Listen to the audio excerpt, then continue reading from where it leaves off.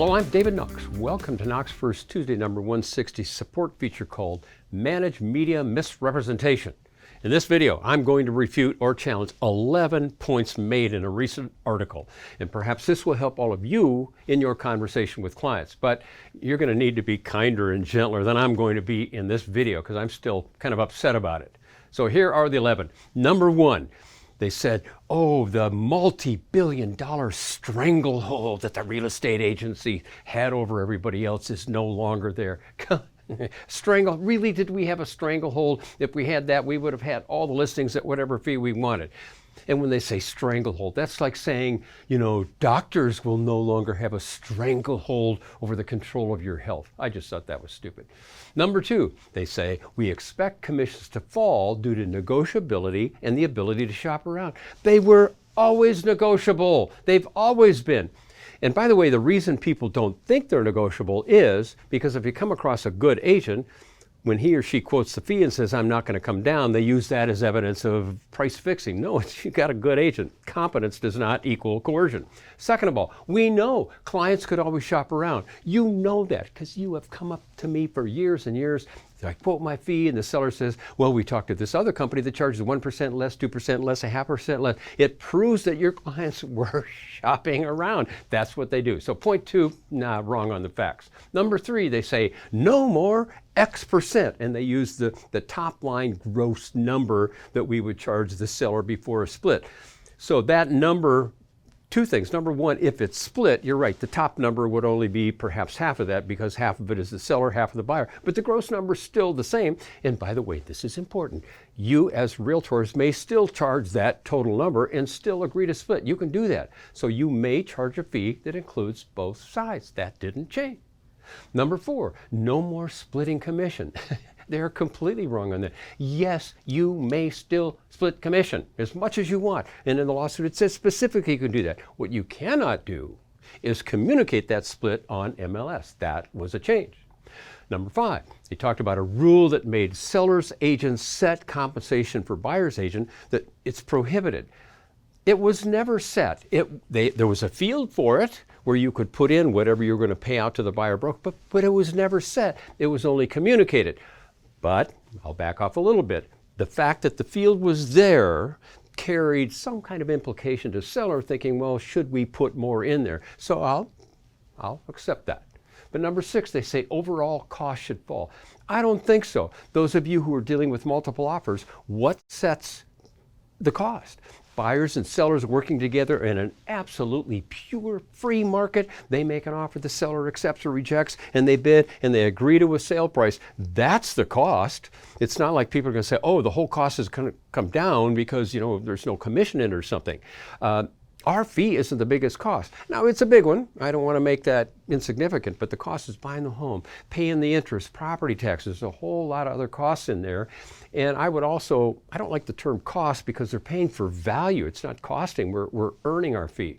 And also, I would say that the fee is split, not necessarily reduced. So if we believe that the selling agents, we still charge this much, and buyer's agents want to charge this much, when you add them together, you probably could be at the same place. Number seven, they say there's lower fees in other countries, that it's so high here in America. That really drives me nuts. I've been to other countries, and specifically Australia. And I've worked in that market a lot, and you've seen in our training Rick Rushton. So I asked him about that. And the seller fees are pretty much typical what we charge. And I think I can use a number because I'm talking about Australia. But Rick Rushton says, I charge between 2 and 3% on the seller side. But listen to this, pay attention.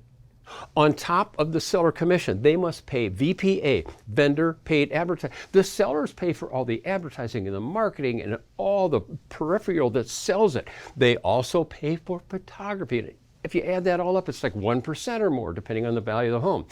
Sellers also pay for staging. That's another 0.5%. By the time you add it up, it might be 5 or 6%. And by the way, in Australia, they have the goods and service tax, which is 10% of the commission added on. So if a seller had a commission of 30 grand, they're going to pay another 3,000 on top of that. And here's the key point to all of you in the media who think this is such a great idea. There's no buyer agency in Australia. It's buyer beware, just like it was here before the DOJ came in and said buyers should be represented. This is so stupid. They have no representation. In fact, 15% of them are done through auction where they've got nothing. Now, if a buyer wants representation, which we all think should happen, they can hire what's called a buyer advocate. And it's about 2 or 3% of the sale price. So if you do the math on this, it's very easy to get up to 6 or 7% of the transaction. Oh, so enough of that rant. Number 8, buyers might have to pay their own agents. That's partially true. They might. But my question is that good? Are all of you in the media happy that these buyers now have to pay their own commission, that they can't have it included in the sale price and finance over the term of the mortgage? Really? You think that's a good idea? You're singing those praises? We don't think it's good. Neither does the Department of Justice. Number 9, now NAR prohibits brokers from advertising that compensation. It only prohibits advertising it on MLS. You cannot communicate the offer of buyer agent commission using the multiple listing service. That part's true, but we can find other ways. And that we're going to be working on at the time I shoot this video. Number 10, they say home buying will get cheaper. I don't know, back to my previous point. The value of homes is set by supply and demand. When you're dealing with multiple offers, they put a home in the market for $400, they bid it up to $410, $425, $425. Do I hear 30 at $430? It goes up. And then in markets where there's just no buyers, sellers keep lowering the price till finally they find a buyer. That's not going to change. Supply and demand still works just like gravity. And finally, number 11, what they said in their article, this might be the only thing in the article I agreed with. They said, brokers will probably quit. To that I say, yay, yay. And then I think of one of my favorite lines in The Godfather when Clemenza said to Michael, you know, we got to have a war like this every 10 years. It cleans out the bad blood. You know, the last one was 10 years ago. So yeah, we're going to clean out the bad blood. So in summary, the NAR settlement has changed the process a bit.